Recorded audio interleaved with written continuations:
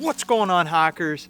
Yes, you do have to be on the lookout for bears and you don't want them stealing your food, but really I'm more worried about stuff like squirrels or maybe raccoons, rodents, possums, that kind of stuff, because I have in the past had them to chew through my food bag. So what we're talking about in today's video is solving a few of the most common issues that backpackers are going to face while they're out on trail. And the first one is whenever you hang your bear bag, it is such a pain, and I'm going to help solve some of that pain using this little device. I have never been in the woods and there's a perfect situation on the branch that I'm going to use, so you kind of use your best judgment and use your rules of keep your food 15 feet off the ground, like 5-6 feet away from the tree trunk and 5 or 6 feet away from the branch that you throw your bear bag line over. But take you a carabiner and you hook it on your line. Now what I'm using is Zingit, but you can use whatever cordage you want. Even 550 cordage will work. But you hook your food bag on there and you want to pull your food bag all the way up to your tree branch. Now comes the problem. You can either tie this off to another tree, or you can use the PCT style method, which I'll link a video I did a couple years ago if you want to check that out. But what I'm going to do today is use a dog bone made by Apex Giant. Now they have two different sizes. I'm going to use the big one just because it's a little easier to see for you guys in the video. But you take the cordage and you literally just make a loop and then stick it through the hole in the dog bone. And whenever you do that, all you got to do is loop your cordage over the dog bone and voila. Last step, lower your food down and you're good to go. What happened was the dog bone caught on the carabiner, had the hole, it wouldn't fit, and it is good to go. It's going to stay suspended in the air until you pull the string and then take the dog bone out and lower your food down. That solves one of the most common issues you get whenever you're out in the woods. The next issue that you face is processing your firewood. Now I'm collecting some little stuff. You want to start small and go larger, but let's take a little deep dive into that. There's a million different techniques for making a fire, but the basic gist is you want to start with twigs as small as this and build yourself up to usually something about the size of your wrist. What I want to do is show you a few of the tools that I use to make that process very, very quick and easy.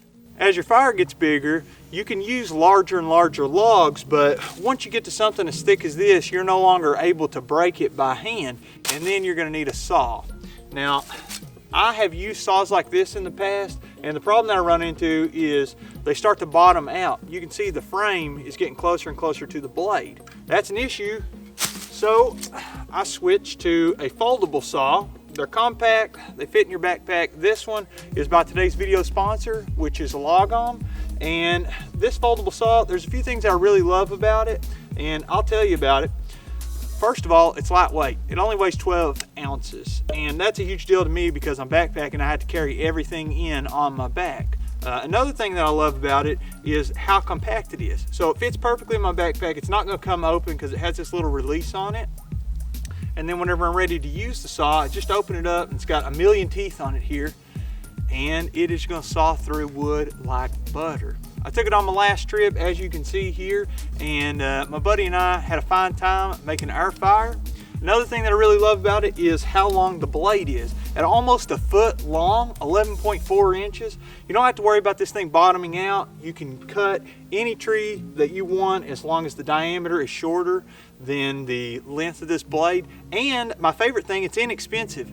This is one of the most inexpensive saws that I own at under $30. And if you want to save some more money on it, well, use my code, which is 15 Folding Saw. Click the link in the description. You just click the title of this video, the description will pop up and you can click that link, put in that code, and you'll save yourself even more money, which is awesome because that is going to help you solve the problem of processing all this wood quickly and efficiently. One other tool I wanted to show you that I use for processing my wood is a full tang knife. This one's made by Mora Knives, and what you want to do is use this to baton wood. So your wood gets so thick that you want to split it. So what you can do is put your knife on it like this, and then you can strike the top of your knife and split that wood. The third problem that we need to talk about is charging your devices or anything with a battery really while you're out on trail, especially if you're spending the night. So I take 3 things with me that have a battery. I have my phone, which is an iPhone 11. I also have a Garmin InReach Mini, and I have a Petzl Bendy. Now there's going to be a lot of factors that's going to help you decide what kind of battery bank, what size capacity battery bank that you need to take with you. So I have 3 to show you today, and you can make whatever selection you think will fit your needs best. I have a 5,000 milliamp hour battery, a 10,000 and a 20,000 milliamp hour battery, and that just tells you the capacity of energy that each one will hold. Now my phone holds about 3,000 milliamp hours, which means that this battery, the 5,000, if you divide that, 5,000 divided by 3,000 is about 1.5 times it'll charge my phone. But that's not going to leave me much energy left over to charge my other devices, even though the Garmin InReach doesn't use very much power over 3 or 4 days. A 10,000 milliamp hour battery will charge my phone, if I divided that, 10,000 divided by 3,000, will charge my phone about 3.5 times. And then the 20,000, of course, is going to be double that, so about 6.5 times. And you kind of got to take the right pick that's going to fit your needs. Depending on how many days I'm out there, and if I'm taking camera equipment, I might have to bring this over 1 pound battery pack to charge everything that I'm taking with me. But it's really going to be up to you and your trip. I want you to comment below and tell me what are some other things that are problems that you face whenever you're out in the backcountry. Also, a huge thank you to today's video sponsor. Make sure you check them out. If you enjoyed the video, give me one of these, subscribe to the channel, and kick that notification bell for the latest notifications.